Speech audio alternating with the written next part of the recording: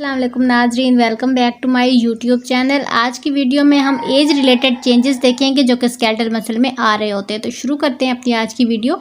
Ageing is associated with the loss of muscle mess, यानी कि sarcopenia हो रहा होता है, मसल मैस कम होता है। Age related decline is the muscle mess, मतलब हाइपरट्रॉफी हो रही होती है। तो ये दो फेजेज में होता है। फर्स्ट होती है slow phase of the muscle loss in which the 10% of the muscle mass is lost from the age of 25 to 50।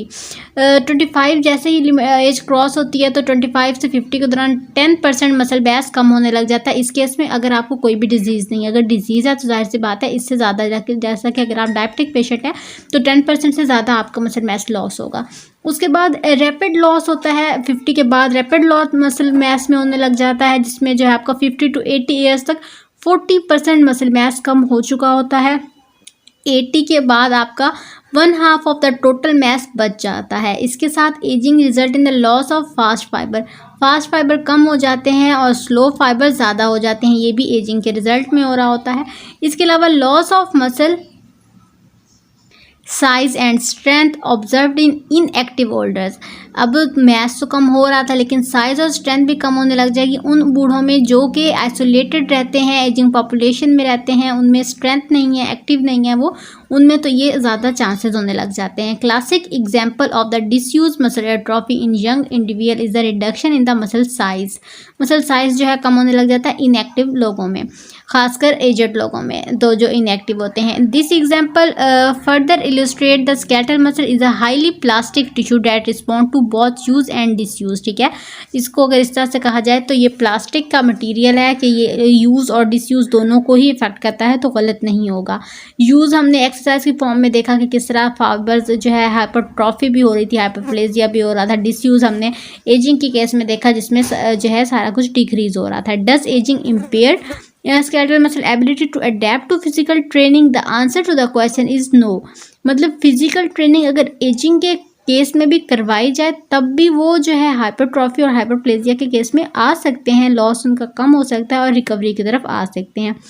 Loss of muscle mass occur in aging human. The decline in the muscle size is due not only to the aging process but is often due to atrophy associated with the limited physical activity in older individuals। ठीक है, उसके बाद बात करेंगे although regular exercise can not completely eliminate the age related loss of the muscle।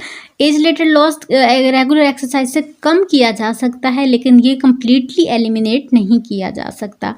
उसके बाद regular exercise can improve करती हैं मसल इंड्योरेंस को और स्ट्रेंथ को, लेकिन ये जो एज के साथ होना है वो होता ही रहेगा लेकिन जितना सीवियर नहीं होगा। ठीक है, इनएक्टिविटी की वजह से तो वो स्लो डाउन हो जाएगा।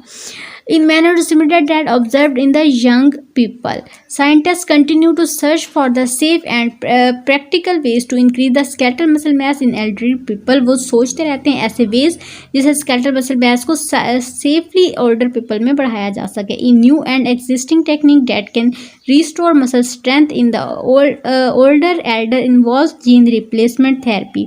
जीन रिप्लेसमेंट थेरेपी एक सक्सेसफुल ट्रीटमेंट प्लान है जो कि इसको रिप्लेस करने में यूज़ होता है एंड देन उनको थोड़ा सा रिकवरी की तरफ लेकर आता है। अब हम इस सब की जो है समरी की तरफ आते हैं। समरी ज़रूर पढ़नी होती है क्योंकि समरी से जो पॉइंट्स पहले क्लियर नहीं हुए होते वो हो जाते हैं। अब बोथ इंड्योरेंस एंड अब बात करते हैं समरी की।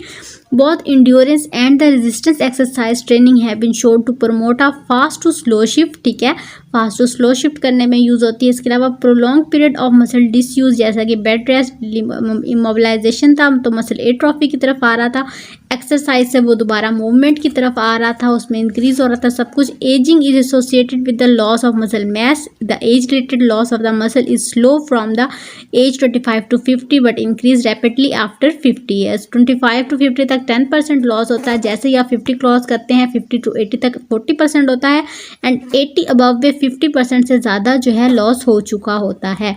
इसके साथ ही regular exercise training can improve muscle strength and endurance in the elderly people but can not completely eliminate the age related loss of the muscle mass. जब हम रेगुलर एक्सरसाइज करते हैं, ट्रेनिंग करते हैं तो अडेप्टेशन होती है, इम्प्रूवमेंट होती है, वो उसको डिक्रीज़ कर सकती है इस रिस्क को और इसको डिले कर सकती है लेकिन एलिमिनेट नहीं कर सकती। तो ये था आज का लेक्चर, एजिंग के इफ़ेक्ट बताए हैं कि स्केलेटल मसल्स पे। अगर आपको कोई भी बात समझ ना आई हो तो ज़रूर पूछिएगा। इस सब के साथ इजाज़त चाहूँगी। अल्लाह हाफ़िज़।